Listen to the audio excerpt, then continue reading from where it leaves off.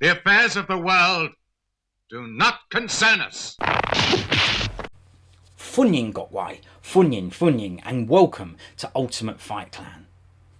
Now, I don't remember exactly how old I was the first time I saw Snake and Eagle's Shadow, but I know I wasn't in secondary school, so my guess is around 7 years old. We were staying with friends of my mum and dad, Margaret and Derek, and they have a son called Davin.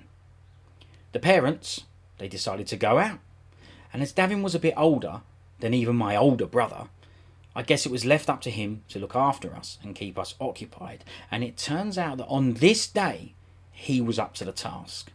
He went to the local video rental shop to get a film to keep the three of us entertained, and came back with Snake and Eagle's Shadow. Davin, he knew it was good. He'd seen it before. But my brother and me, we were in for a real treat. Now, we already had a little exposure to Kung Fu films before Snake, thanks to Uncle Pete. But that's another story for another time. This, though, was different. I could feel it. These opening credits, they gave me butterflies in my stomach. I was glued to the screen and totally engaged. I was all in, right from the first 3 snake fist sounds. I didn't move. I watched the film, and it was like watching a real-life superhero. This guy, Jackie Chan, was actually doing this stuff in front of my face. I'd never seen a human being do before. It was absolutely mind-blowing to me at the time. I watched it as many times as I could before it had to be returned to the video shop. And I remember telling my mum and dad about it when they got back. I was so excited about this new discovery, and I was making the snake noises and snake fisting everyone after that for years. And to be honest, I still do. This was my first Jackie Chan experience, and I can honestly say that it did fully start the passion and obsession for more Jackie Chan and Kung Fu films, full stop. After this one, I never looked back, and it's understandable, and it's very easy to see why. It has all the ingredients. This is one of the best intros ever. It starts in silence with a man standing on a red background with his back facing us. He turns, and the first thing we hear are 3 snake fist sounds. A small gap, 2 more, and they act as a timer to lead the music in. This was the first time I'd even heard snake sounds. No wonder it drew me in. I've never heard anything like that before. The music starts right after the sounds, like a ticking clock. Dun, dun, dun, dun, dun, dun, dun, dun. And after the initial riff, there's a long noise. And then a smash. Bang! Comes up Snake and Eagle's Shadow. And it really sets things off. Now, as things heat up, there's a key change in the music that I like, and that keeps the exciting tempo going. The sleeveless suit Chan is wearing, which shows off his physique. That red background. Striking, but simple, allowing you to focus on the main attraction. The yellow font against the red background. All the different sound effects accompanying the wonderful sequence of moves. The skill of Chan is basically showing off, and who wouldn't if they had that ability? Then the freeze frame at the end with the snake stance, leaving you completely excited about what's coming next. Truly magical stuff. Now, there are other versions with different music and font, but this is the one that I grew up watching. So for me, any alternate versions, they don't compare to this one. Now take a look for yourself. This is the opening credits and sequence for the Snake in the Eagle's Shadow. Cheng.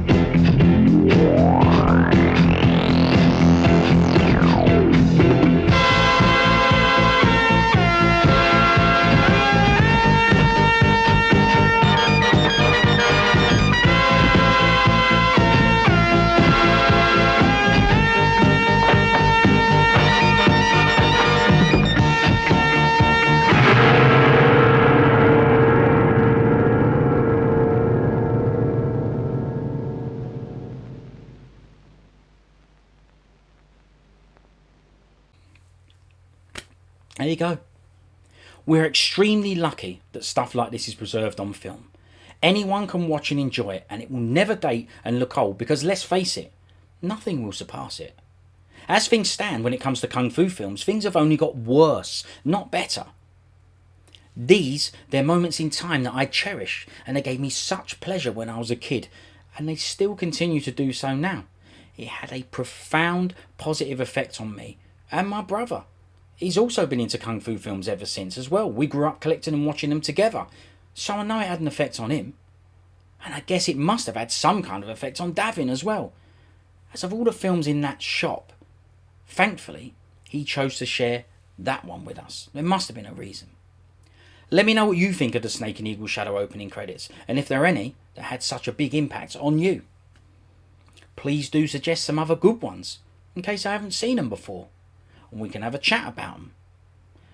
I'm certainly planning on doing more vids like this, as there are plenty more openings I want to discuss with everyone.